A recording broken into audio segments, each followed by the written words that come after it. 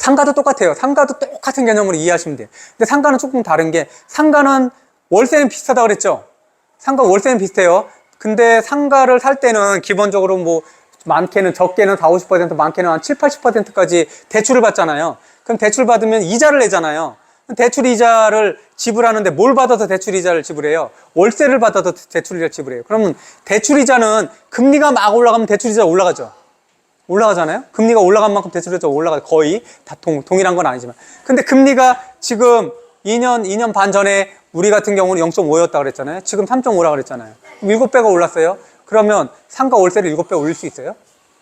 내가 상가를 구입하기 위해서 내가 은행에서 대출한 그 비용, 그거를 대출 이자를 갚기 위해서 비용이 7배, 그렇게까지는 아니지만 두세 배 올렸다고 상가에서 월세를 내는 월세입자에게 월세를 두세 배 올릴 수 있냐고요. 거기 어떻게 들어와요, 그럼 그 사람 나가지. 못 살죠.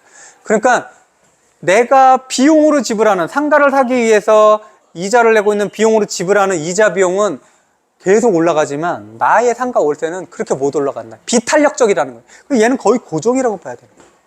그럼 결국은 뭐가 되겠어요? 얘는 비용이 계속 늘어나요. 근데 얘 월세는 늘지 않아요. 그럼 수익률이 떨어지겠죠.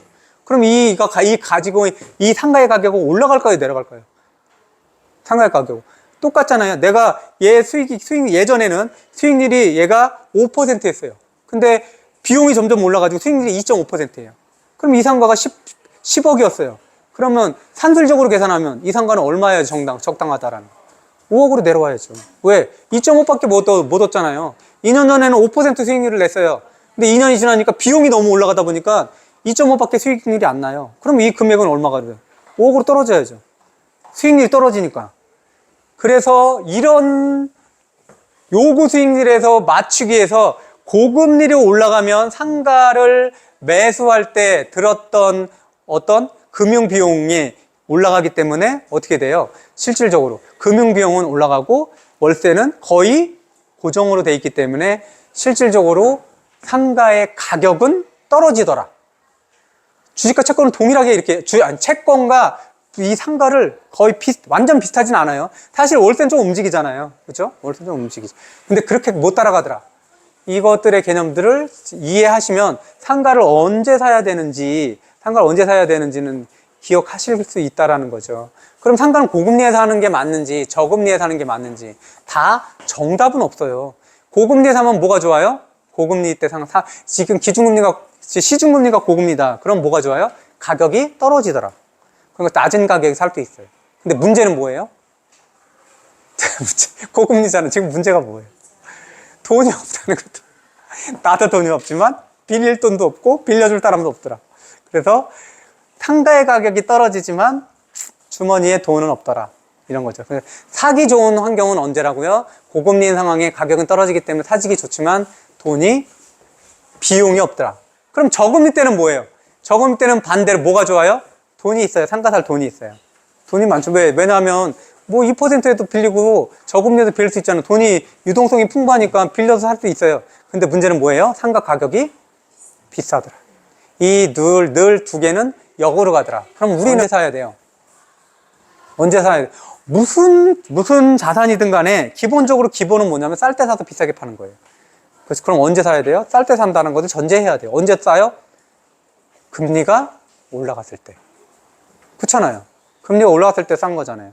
그럼 그때 살려면 우리는 그때 당시에 약점은 뭐라고요?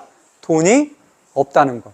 그러면 금리가 올라갔을 때 상가의 가격이 떨어지기 때문에 자산은 쌌을 때 사려니까는 금리가 올라갔을 때 사는 건데, 금리가 올라갔을 때 우리가 갖춰야 될 조건이 뭐예요? 그러면 자금을 보유하는 거. 그럼 그때 자금이 있을 수 있게끔 관리를 해야 된다는 거. 그게 부가 흐르는 그런 중간중간에 있는 수문장들이에요.